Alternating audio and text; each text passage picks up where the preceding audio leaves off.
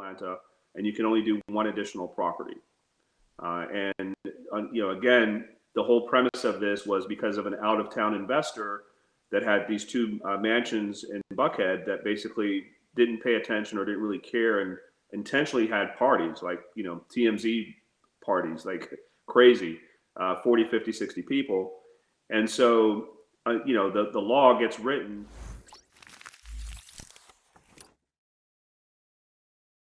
She might have to sleep on the sofa or something. But anyway, all right. So, Rich, I picked up a story in the Wall Street Journal I think just this morning. I can't remember if it was this morning or yesterday. The days are long here, but there is an ongoing battle with regulation of Airbnb in New York City, as you're probably well aware. And the city council now wants every single homeowner to register with the city, because they've already declared that Airbnb is basically illegal, and they basically want everybody to rat out their neighbors. What's going on in the legal front? Because this seems to me to be an unconstitutional overreach. Yeah, so unfortunately, that's typically the starting point. Legislators latch on to the worst case scenario, the horror story, the party house, the less than 1% of the things that are actually happening in the space. And then they try to, make laws around that one instance. We're going through the same thing in the city of Atlanta right now. Unfortunately, they just recently voted and passed an ordinance that's supposed to be effective September 1st that essentially only allows you to do short-term rentals in a single-family residence if you have a primary residence in Atlanta, and you can only do one additional property. Again, the whole premise of this was because of an out-of-town investor that had these two mansions in Buckhead that basically didn't pay attention or didn't really care and intentionally had parties like, TMZ parties, like crazy, 40, 50, 60 people. And so, the law gets written based on those few occurrences, unfortunately. So, I think the only thing that we can do as investors is participate and have lobbying efforts. I'm actually a board member of the statewide association for Georgia, the Short-Term Rental Owners Association of Georgia, that is a non-for-profit specific to helping owners' rights. And you're absolutely right. It's a property rights issue.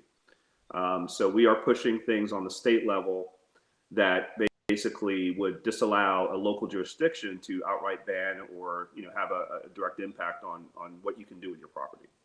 Yeah, I just remembered that the ban in New York says that you can only rent out a room in your place if you're there. You can't be away. You have to live there and you have to be home.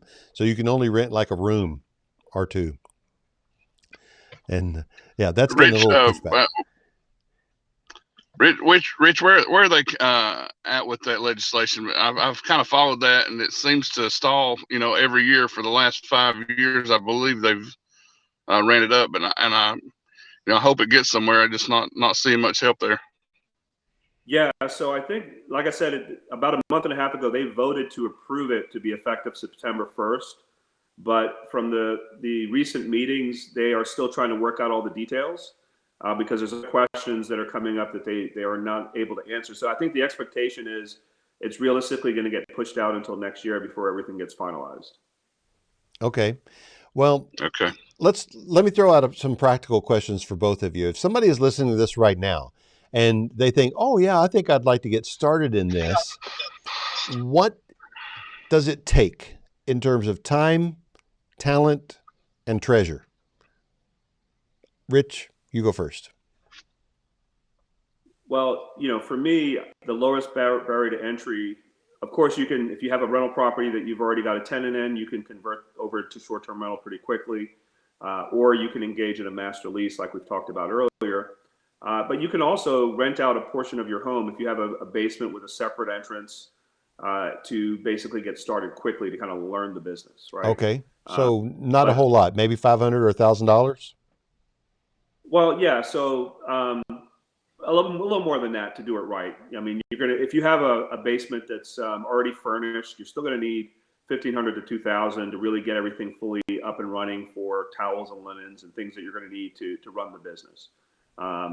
This isn't a hobby, right? So you want to treat it as a business. If you're doing a 3-bedroom house, and let's say you had your last tenant move out, and you want to fully stage that property and get it up and running, your upfront investment for that to set it up is in the $8,000 to $10,000 range to do it right. Okay. Right. So you've got that as your startup investment.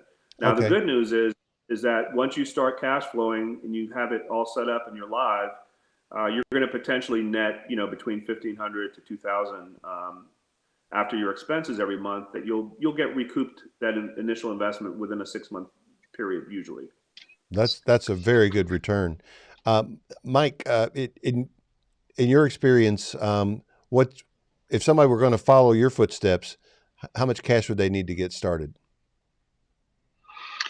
The caveat with that is it's hard to go to a bank and say, I want to build a house in a shipping container and stick it on the side of a mountain. So a lot of that was self-funded, and a lot of it was, financial friends, IRAs, that sort of thing. That, and then we had seller financing on the lot. So to get the one container up and running, I was in about $100,000. Then the other two were about 80 a piece, and then but Rich hit the nail on the head with the others, and I think he's right on with those numbers. What I would say to somebody that's just starting out is just be careful with your numbers as far as when you put the units out to rent. We see so many that people put on Airbnb, and they're putting them on there for $35 a night for a full 2-bedroom house. And I'm like, yeah, man, you might as well just rent it out. You're not doing any good there. And then they're killing the other hosts in the area. Yeah. All right. So you're right. And that's good because at some point you've got to come up with a way of running your numbers. What is a good tool for doing that? I mean, I know me, I can develop a spreadsheet and I can look at ROI calculations and I can do all the math and write the formulas and I can do all that myself, but not everybody can. So how do you guys do it? Yeah, so we use, and Mike may use the same tool as well, but one of the biggest players that kind of aggregates short-term rental data is called AirDNA, and it's a totally separate company from Airbnb. They're actually doing data scrapes and capturing the historical performance of occupancy and nightly rates, not only for Airbnb, but for Vrbo and some of the other booking platforms, so that you can subscribe to a particular city that you're interested in or an area, and you can actually drill into what the other 3 or 4 properties are doing that are close by, and showing you what the historical performance is on that to kind of help you understand the potential to forecast going forward. Whether it's average nightly rate of $200 or 60 or 70% occupancy, as an example. All right. Same here. Okay. All right. So another kind of a practical question: where do you get your furniture? Because I imagine that's one of your big upfront expenses, even if you get a master lease. Yeah. So we get a lot of ours off of. We get a lot of ours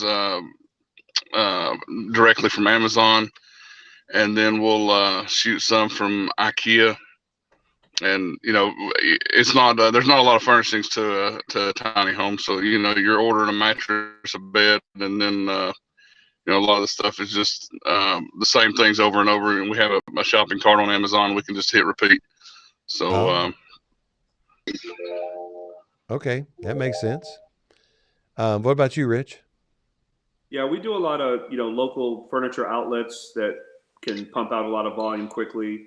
Back in the early days, we used to do a lot of OfferUp and Facebook Marketplace and estate sales and things like that. But if you're going to scale a business, you really have to have a high volume, consistent access. And so we have strategic staging companies that we work with that we can go to at any given time to furnish our units. So if we need to put 5 units up and running quickly, and we're after a particular look and feel, we can get that done within.